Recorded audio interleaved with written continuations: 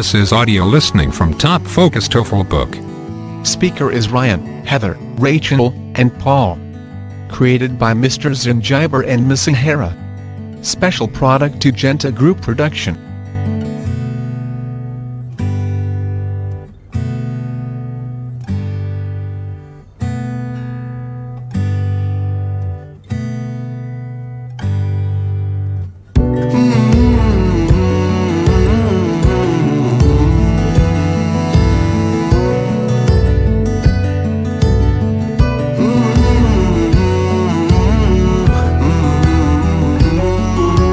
Practice Exam 2.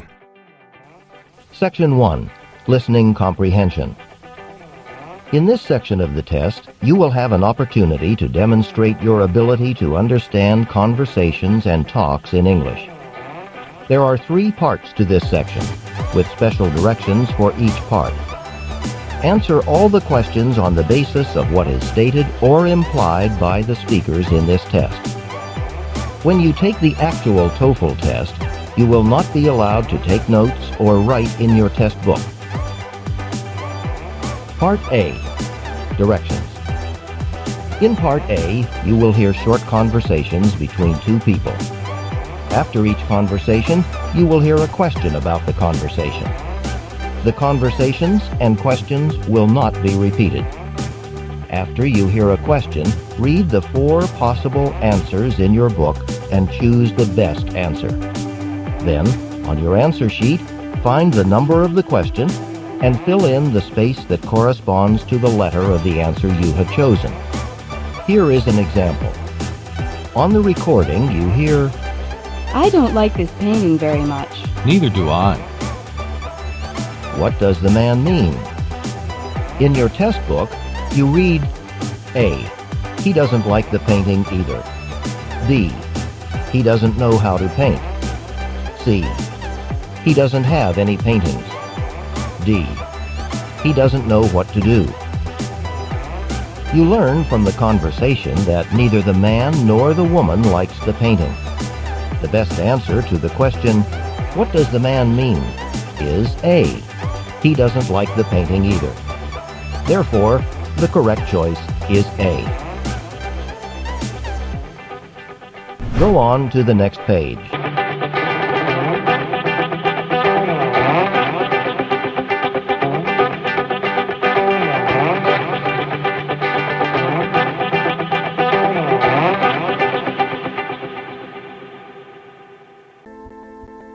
Now we will begin Part A with the first conversation. Question number 1. You've got a wonderful apartment. That's what you're saying now, but you should have seen it when we moved in. What does the woman imply about the apartment?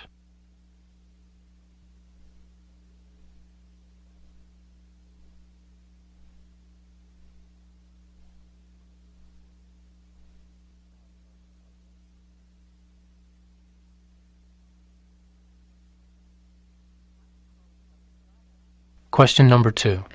I was calling about the job application I submitted on Monday. Yes. Well, I'm sorry. We're looking for someone with more experience. What did the man say?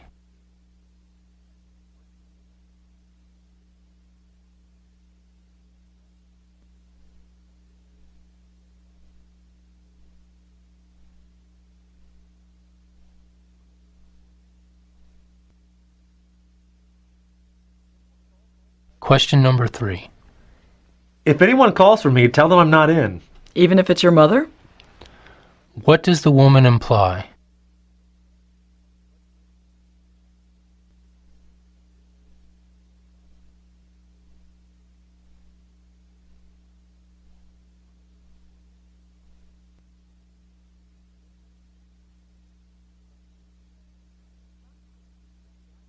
Question number 4. The soccer game was rained out today. Well, I'm not much for watching sports anyway. What does the man mean?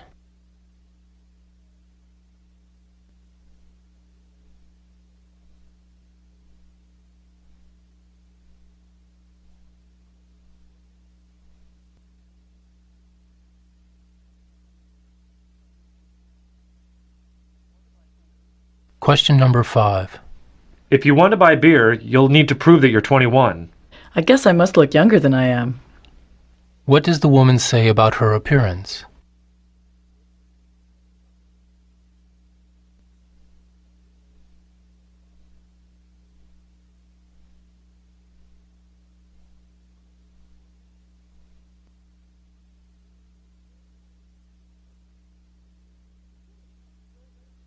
Question number 6. You really can't throw very well. I don't think you can be on the team unless you improve. I'm afraid I'm very bad at playing sports. What describes the man?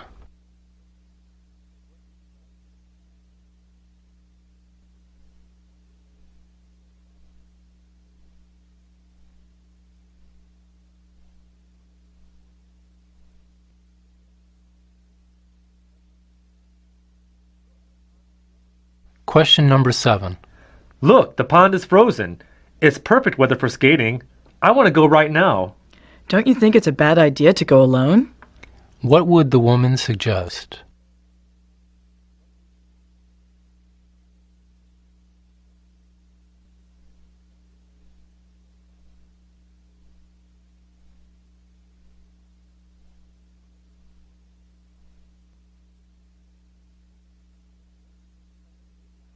Question number 8. Isn't this place a good value? Unfortunately, they don't bring you your food when it's hot. Where did this conversation take place?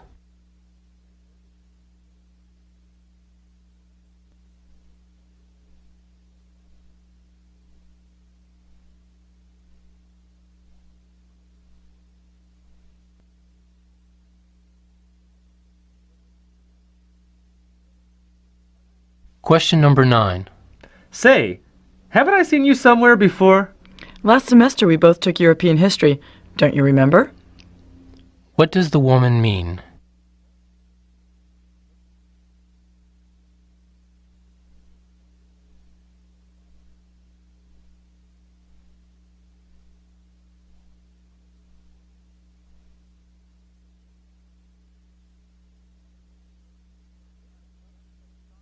Question number 10. Jeremy loves to play soccer, so I had his brother go to a store in the suburbs and get him this great soccer ball. That's great. Do you think Jeremy will let me borrow it sometime? Whom is the soccer ball for?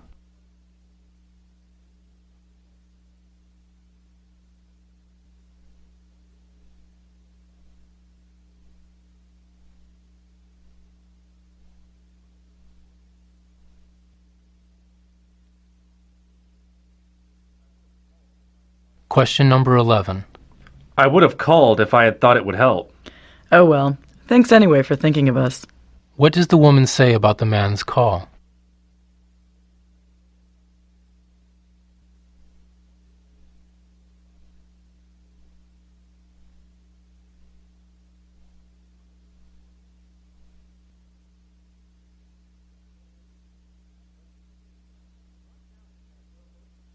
Question number 12. Watch out for that low overpass. I see it. We can clear it, no problem. Where does this conversation probably take place?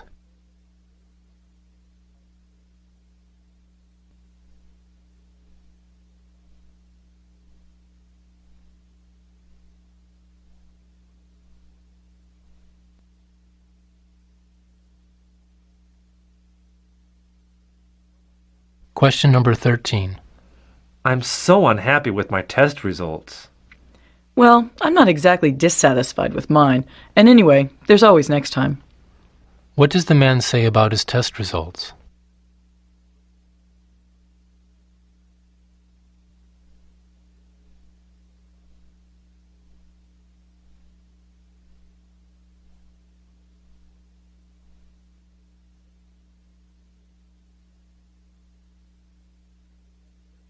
Question number 14.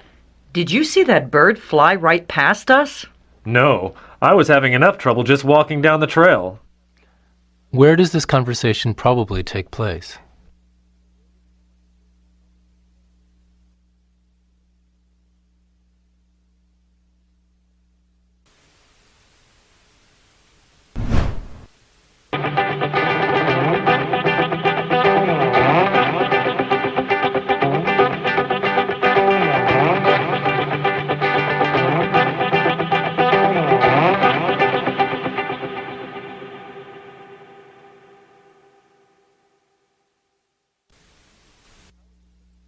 Question number 15. How was your trip to the state park? What a great place! What does the woman say about her trip?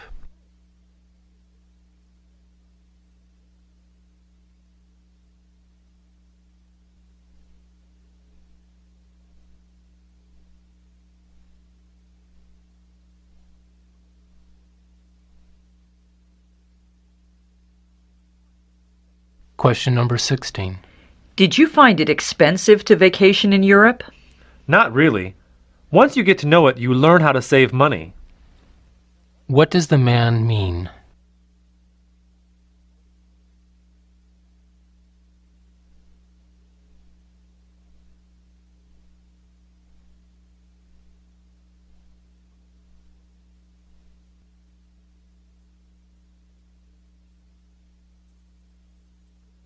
Question number 17. Chris has a really neat car, doesn't she? Are you kidding? I'd die for a car like that. What does the woman mean?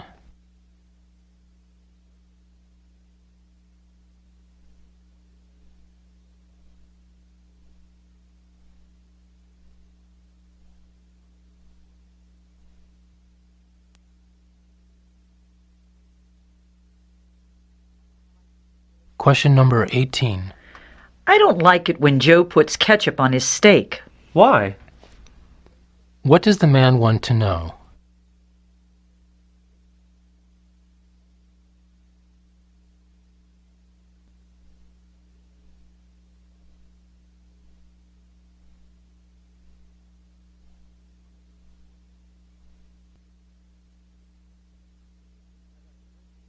Question number 19. I got a great deal on these books. Yes, I believe this one has been out of print for years. What does the woman mean?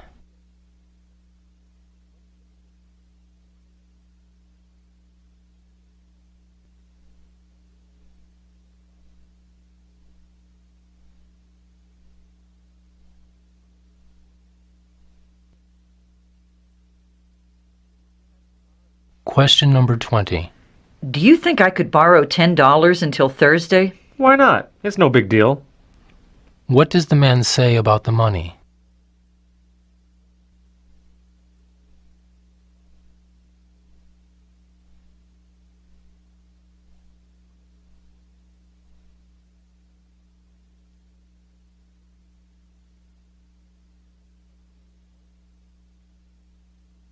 Question number 21.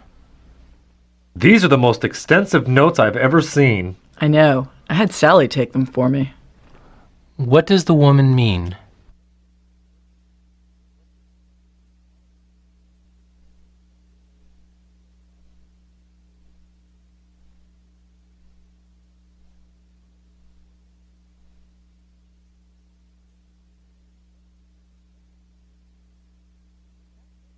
Question number 22. That's the best beef we've ever had in the dining hall. Isn't it, though? What does the man imply?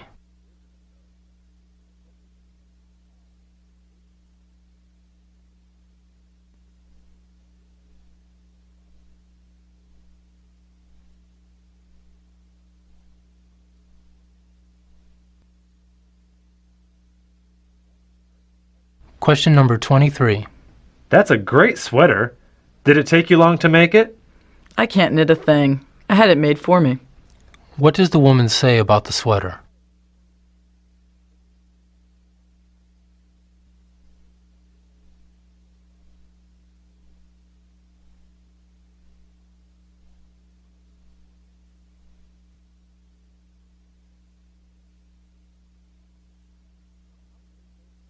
Question number 24.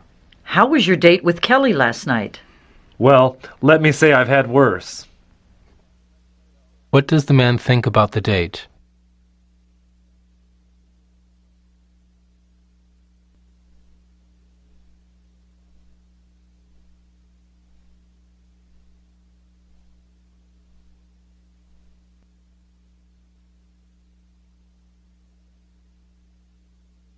Question number 25. Excuse me, but why are these things just standing in the middle of the floor? This pair of lamps goes over there, up against the wall. What are the man and woman discussing?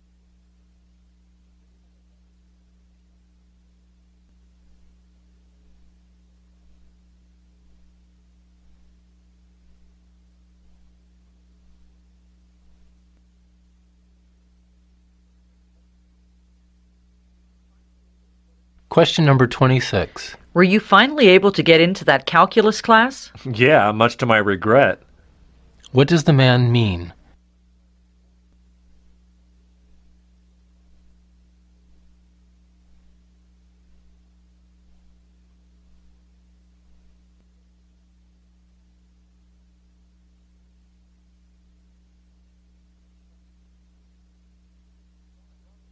Question number 27. I brought over a little something for you to eat. A little something? You brought the whole farm. What does the woman imply?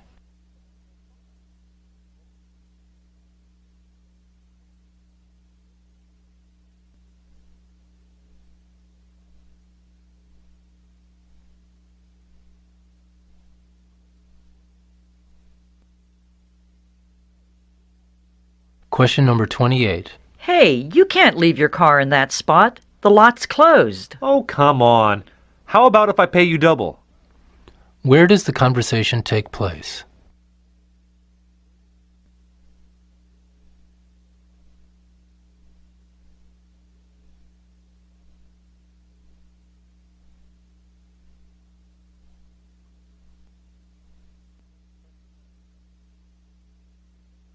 Question number 29. Well, to be or not to be, that's the question. Yeah, thanks, Shakespeare. How does the woman feel about the man?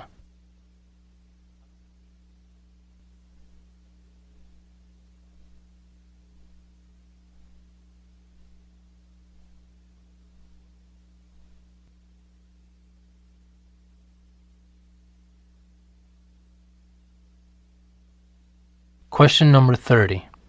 What's the matter with you lately? You look terrible. Oh, nothing much. I'm just a little homesick. What is wrong with the man?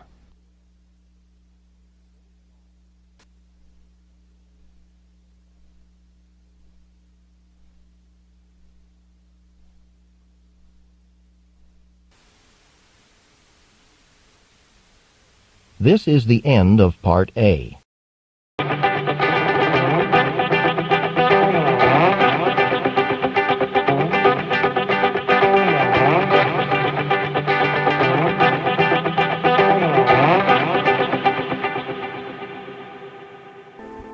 Now read along as the directions for Part B are being read.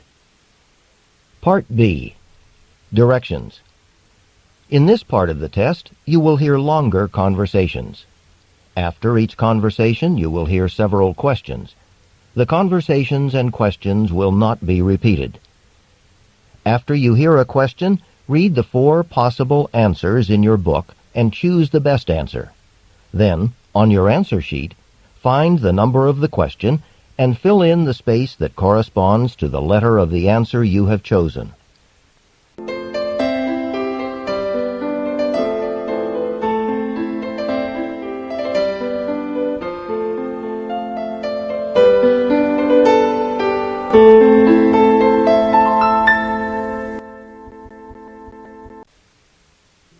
Now we will begin Part B with the first conversation. Questions 31 through 34 are based on the following talk. I'm Janie Foster's father. I got a call that she'd been in an accident. Is she all right? Oh, yes, Mr. Foster. As I said on the phone, it's nothing serious. She was more frightened than hurt. Would like your permission to take a couple of x-rays, though, just to be absolutely sure. Of course. Can you tell me how it happened? Apparently, she was coming down that steep hill near the school. She couldn't stop her bike in time when the light changed.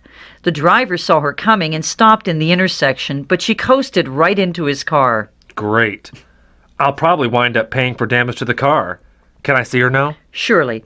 She's in the waiting room telling some other patients about her mishap. Come this way. Question number 31.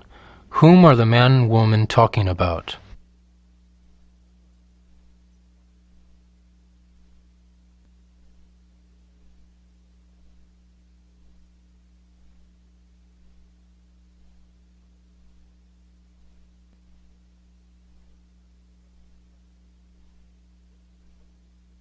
Question number 32. What injuries occurred in the accident?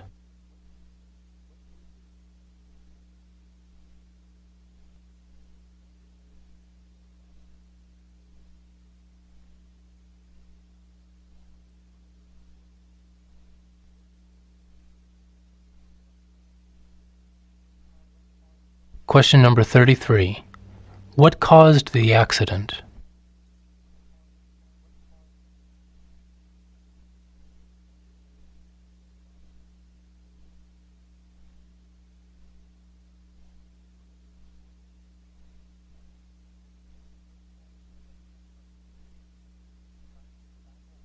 Question number 34. Besides the girl's health, what concerns the man?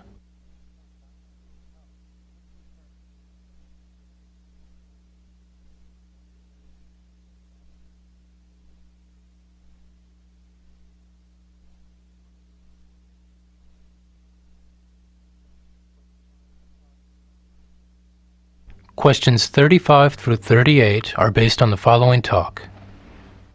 I really enjoyed your performance. I'm a big opera fan. Oh, thank you very much. Did you see the entire opera tonight? No, I was late because of work, but I did catch your solo. What did you think of it? Oh, it was marvelous. I love the sound of your voice. I have to say, though, that you sounded a bit hoarse. Are you having throat trouble? Yes, I've got a bit of a cold. I didn't know it was that noticeable.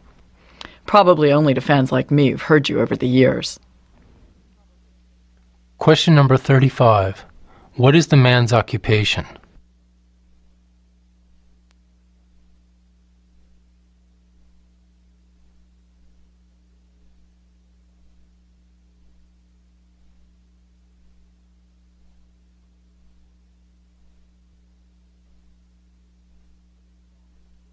Question number 36. What is wrong with the man?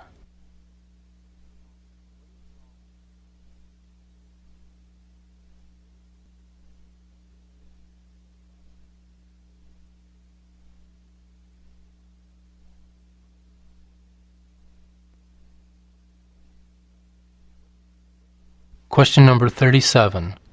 What did the woman think of the man's performance?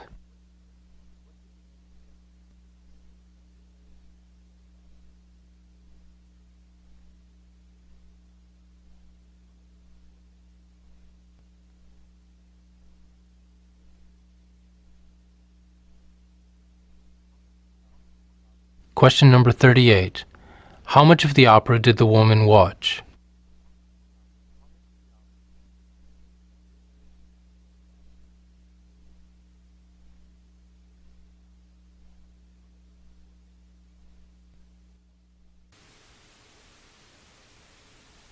This is the end of Part B.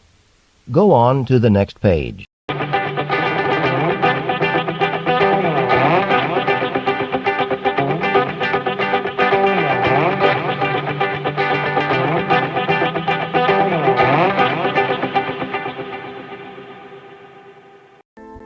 Now read along as the directions for Part C are being read. Part C. Directions. In this part of the test, you will hear several short talks. After each talk, you will hear some questions. The talks and the questions will not be repeated. After you hear a question, read the 4 possible answers in your book and choose the best answer. Then, on your answer sheet, find the number of the question and fill in the space that corresponds to the letter of the answer you have chosen. Here is an example. On the recording you hear, "Listen to an instructor talk to his class about a television program." I'd like to tell you about an interesting TV program that'll be shown this coming Thursday. It'll be on from 9 to 10 p.m. on Channel 4. It's part of a series called Mysteries of Human Biology. And the subject of the program is the human brain, how it functions and how it can malfunction. Topics that will be covered are dreams, memory, and depression. These topics are illustrated with outstanding computer animation that makes the explanations easy to follow. Make an effort to see this show. Since we've been studying the nervous system in class, I know you'll find it very helpful. Now listen to a sample question. What is the main purpose of the program? In your test book, you read A. To demonstrate the latest use of computer graphics. B. To discuss the possibility of an economic depression. C. To explain the workings of the brain. D. To dramatize a famous mystery story. The best answer to the question, what is the main purpose of the program, is C. To explain the workings of the brain. Therefore, the correct choice is C. Now listen to another sample question. Why does the speaker recommend watching the program? In your test book, you read A. It is required of all science majors. B. It will never be shown again. C. It can help viewers improve their memory skills. D. It will help with coursework. The best answer to the question, why does the speaker recommend watching the program, is D. It will help with coursework. Therefore, the correct choice is D. Go on to the next page.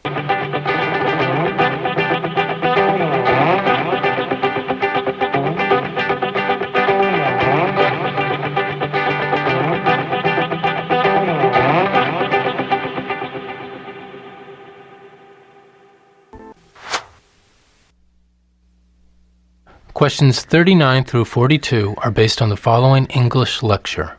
Good morning. Let's continue our talk about Harriet Beecher Stowe. Though today she is known primarily for her anti-slavery novel Uncle Tom's Cabin, she was popular in her day for other novels as well. In these books, she portrayed the 19th century New England middle class.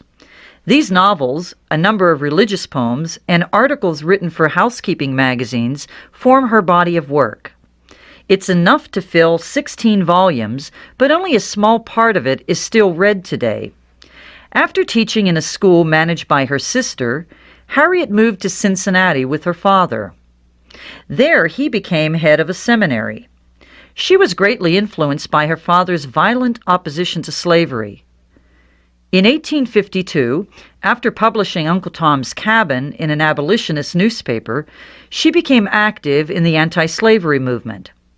Though Uncle Tom's Cabin was run in an abolitionist newspaper, she claimed it was not abolitionist propaganda. Harriet even claimed that the book was not directed against the South. Her most risky venture was begun after the Civil War. She bought a plantation to help the newly freed blacks. However, the farm was an economic failure. So too was her own economic life, for neither her husband's salary nor her own earnings were large enough to support a happy and comfortable existence. Question number 39. What is Harriet Beecher Stowe most famous for today?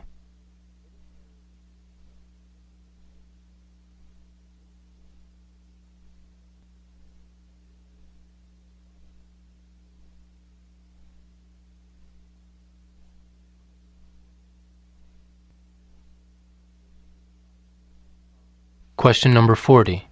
Which of the following adjectives best characterizes Harriet Beecher Stowe?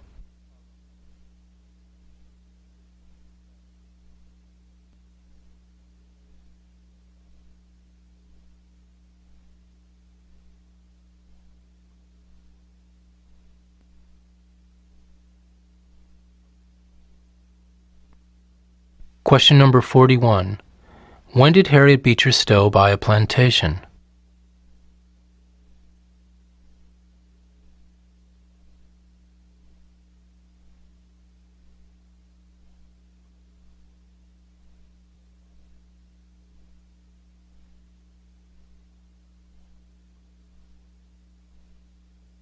Question number 42. What claim did Harriet Beecher Stowe make about Uncle Tom's Cabin?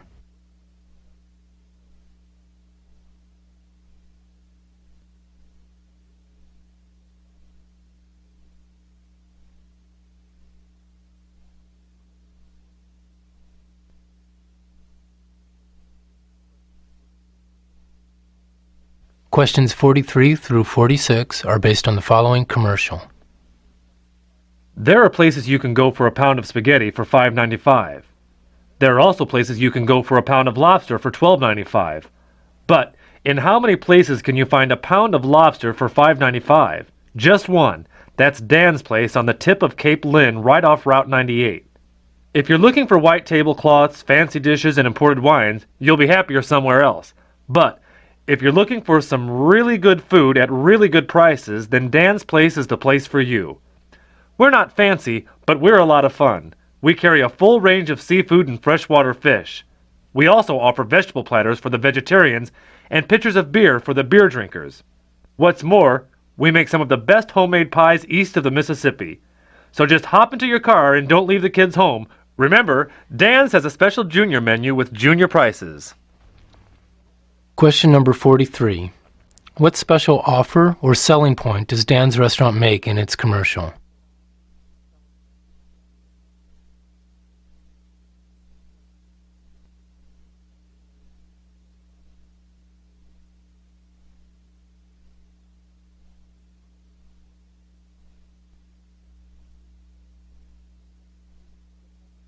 Question number 44. What type of food does Dan's specialize in?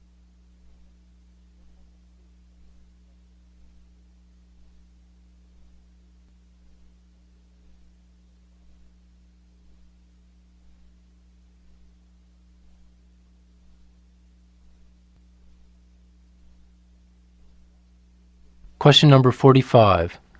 Which word best describes the atmosphere at Dan's place?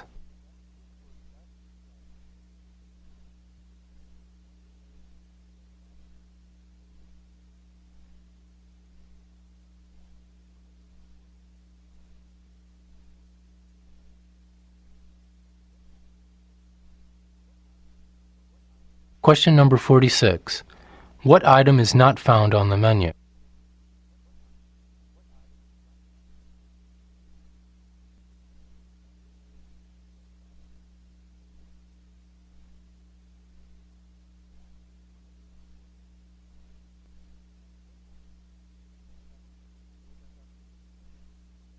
Questions 47 through 50 are based on the following talk.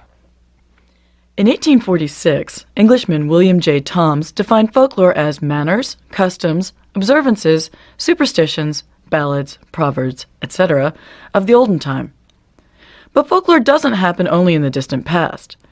As we go about our lives, forming and participating in different groups and activities, we create modern-day folklore. The folklore of the United States can be described as a convergence of cultures and an exchange of many folk traditions. In New York City, for instance, cultures interact constantly. At the city's West Indian Day Parade, celebrants dance down the avenues to the beat of reggae and soca. In many neighborhoods, Hasidic Jews walk around wearing the distinctive black hats and clothing of their ancestors and speaking with a New York accent. At the Puerto Rican Day Parade, marchers wave cardboard machetes. The machete, a large metal knife used for chopping sugarcane, symbolizes the independent spirit of farmers on the island of Puerto Rico. Question number 47. What is the main subject of the passage?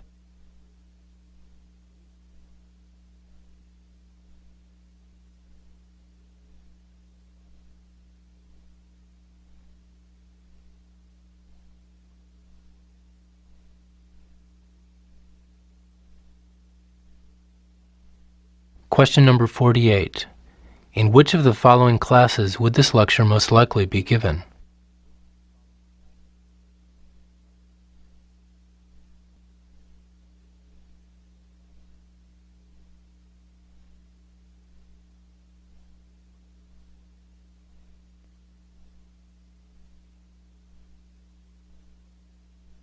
Question number 49. Which location is mentioned as a place where many cultures come together?